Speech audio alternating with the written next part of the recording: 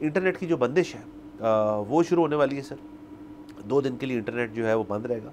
कहा जा रहा है कि ये इस्लामाबाद और फेडरल टेरिटरी में रहेगा, पिंडी के कुछ एरियाज़ में रहेगा, लेकिन आप ही मुझे बता रहे थे कि इसके अंदर शायद पंजाब और केपी को भी निशानदेही की है कि इनकी जगह भी इंटरनेट बंद रहेगा। अलावा कहा जा रहा है 22 तारीख को फायरवॉल जो बन रही थी वो अब पूरी बन गई, उसके लास्ट जो पुर्जे थे फिट होने थे अब वो 22 को एक्टिव हो जाएगी, और उसके बाद सर फायरवॉल भी चल जाएगी, और उसके बाद ये जो आपका इंटरनेट है वो भी चल जाएगा। यानी कि बेसिकली सर समझा मैं यूँ कि मोबाइल नेटवर्क्स बंद है, जो आपके होम ISPs हैं वो चल रहे होंगे, लेकिन क्योंकि फायरवॉल लगा दी गई अब तो शायद उनके ऊपर जो आपने चीज़ें शेयर करनी वो नहीं कर पाएंगे। मुझे तो ये समझ आई है। बिल्कुल आपको ठीक समझ आई है, खबर यही है। अब वो सक्सेसफुली कर पाएंगे या नहीं कर पाएंगे ये तो एक अलग इशू है। उसकी वजह ये है कि आपको अंदाज़ा है ही कि एक चीज़ हुकूमत करती है, फिर लोग भी उसको काउंटर कर लेते हैं किसी तरीके से।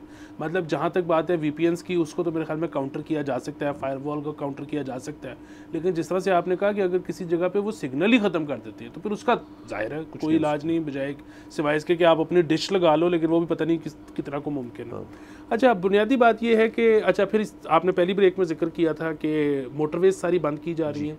कहा यह जा रहा है कि जी मेंटेनेंस के लिए बंद हो रही हैं। अब वो जाहिर है मतलब मौका महल दिन घंटा यही मिला था मेंटेनेंस का, तो समझ में आता है पैची हुई हुई है।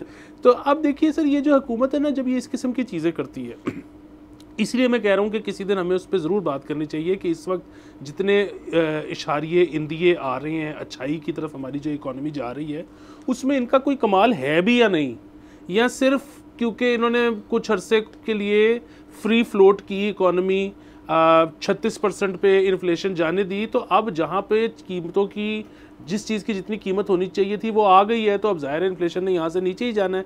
सो बड़ा एक क्लासिक सा तरीका होता है इन्फ्लेशन को मैनेज करने का पूरी दुनिया में, और वो इन्होंने भी किया है। अदरवाइज़ क्योंकि आप देखिए ना, मोटरवे बंद करने का मतलब है कि इनको नहीं अंदाज़ा कि लोग काम के लिए ट्रैवल करते हैं एक से दूसरी जगह, और जब वो ट्रैवल नहीं कर पाएंगे तो मईशत का नुकसान होगा।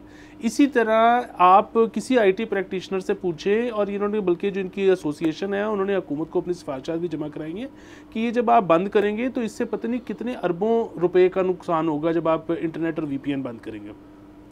और मैं इसके ऊपर ना एक बुनियादी बात करना चाहता हूँ, और वो ये है कि ये जो अरबों का नुकसान बता रहे हैं ना, नुकसान उससे ज़्यादा है, क्योंकि ये जो कैलकुलेशन है ना IT से कितने पैसे कमाता है, ये कैलकुलेशन ही गलत है।